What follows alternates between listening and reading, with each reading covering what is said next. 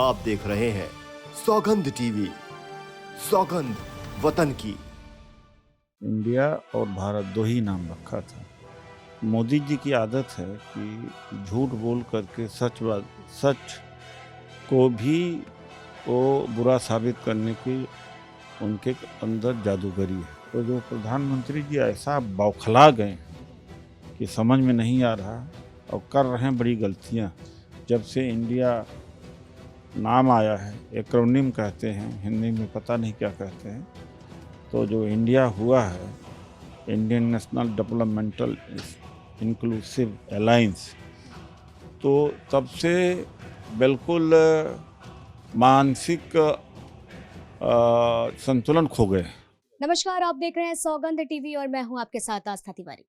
अगर बात की जाए तो बेबाक अंदाज से अपनी बात को रखने के लिए हमेशा से आगे रहने वाले, मैं जिनकी बात कर रही हूं वो कांग्रेस वरिष्ठ नेता उदित राज जी हैं, जो अपनी बात को और चलने वाले हर एक मुद्दे पर इस तरह से अपनी बेबाक तरीके से अपनी उस बात को रखते हैं कि हर कोई अचंभित रह जाता है। लगातार जिस तरीके से इंडिया का गठबंधन हुआ है, इस पर तमाम जो राजनीति के नए नए मुद्दे चल रहे हैं, आज हम इनसे बात करेंगे और जानेंगे कि आने वाले समय में क्या कुछ बदलाव होगा। उदित जी, आपका बहुत बहुत स्वागत है हमारे चैनल पे। धन्यवाद। उदित जी, अगर बात की जाए तो जिस तरीके से इंडिया का गठबंधन हुआ है, अगर बात की जाए तो देश के प्रधानमंत्री इसको लेकर के तमाम तंज उन्होंने कसे, ईस्ट इंडिया कंपनी से इसकी तुलना करी, इसको आप किस नज़र से देख रहे हैं? और उन्होंने भारत इंडिया को बदनाम किया, अपमानित किया है, संविधान को अपमानित किया है और कॉन्स्टिट्यूंट असेंबली में इंडिया और भारत दो ही नाम रखा था।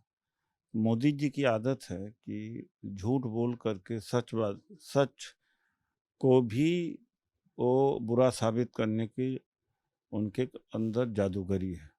उनको एक्टिंग में होना चाहिए था, थिएटर में होना चाहिए था। और दूसरी बात है, जब स्टैंड अप इंडिया, खेलो इंडिया, स्टार्टअप इंडिया वो नाम रखें तो ठीक है, वो करें तो लीला, दूसरा करे तो कैरेक्टर ढीला। तो जो उन्होंने तुलना इंडियन मुजाहिदीन से किया है, तो ये बताएं कि वो पहले अपने बारे में बताएं कि ईस्ट इंडिया मुजाहिदीन से जो तुलना किया है, इंडिया जो विपक्ष का गठबंधन है, तो जब इन्होंने इंडिया शब्द का इस्तेमाल किया तो क्या ये मुजाहिदीन से जुड़े हैं या ईस्ट इंडिया से? दूसरी बात है, ईस्ट इंडिया का सपोर्ट करने वाले यही लोग थे।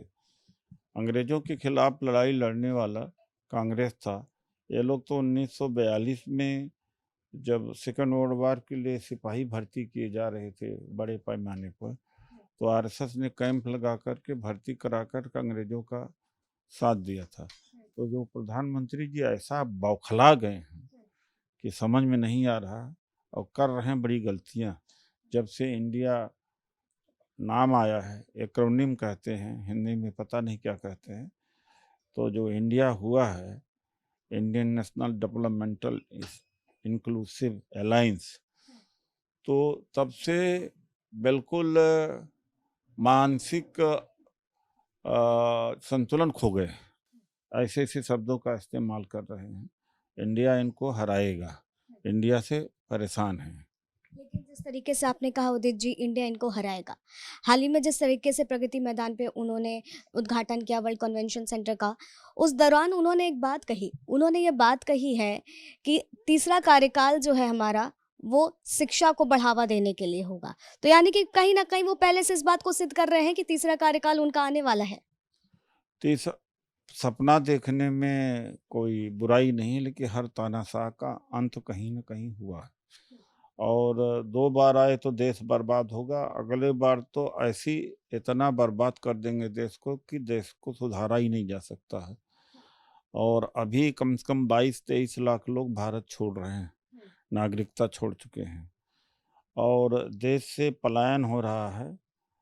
और हालत यह है कि आम आदमी महंगाई की मार से दबा पड़ा है, बेरोजगारी भयंकर है, नफरत चरम सीमा पर है, हो सकता है कि अगले बार चुनाव जीत गए तो कई राज्य भारत से टूट करके अलग हो सकते हैं और दक्षिण भारत उत्तर भारत के बीच में भी युद्ध हो सकता है। इसलिए अगर तिबारा आ गए तो न संविधान बचेगा, न आरक्षण बचेगा, न डेमोक्रेसी बचेगी। सबकी जिम्मेदारी होती है कि ऐसे व्यक्ति जो देश को बर्बाद कर रहे हैं इसको आने से रोका जाए। अगर लाल डायरी का जिक्र करें तो हाल ही में उन्होंने अपने बयान में कहा है कि अगर लाल डायरी का सच सामने आया तो कांग्रेस के कई ऐसे राज हैं जो दुनिया के सामने आ जाएंगे। इस पे आपका क्या कहना है?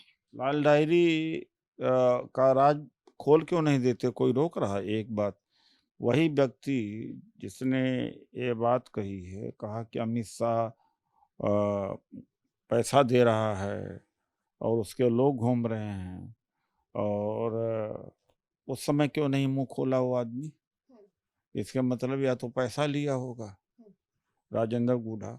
तो खुद ही तो कहा ना कि उन्होंने कहा कि बहुत पैसा दे रहे थे और एमएलए को पैसा दिया था। तो पाक साफ है, तो उस समय क्यों नहीं बोला वो आदमी? हो सकता है पैसा लिया हो। ऐसे आदमी का क्या इतना बड़ा सवाल बना रहे हैं? एक व्यक्ति जो इंडिपेंडेंट एमएलए है, बात यहाँ सरकार की है, तो लाल डायरी है तो पहले उन्हीं का चिट्ठा लिखा होगा कि वो बताएं कि उस समय जो खरीद फरोख्त हुई थी एमएलए का, तो उसमें इन्होंने कितना पैसा लिया और कौन कौन पैसा लिया, इनको तो जानकारी है, अपने आप ही बता रहे थे।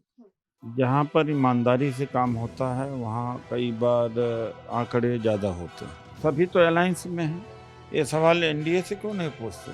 वहाँ 38 दल जोड़ लिया उन्होंने। आप देख रहे हैं सौगंध टीवी, सौगंध वतन की।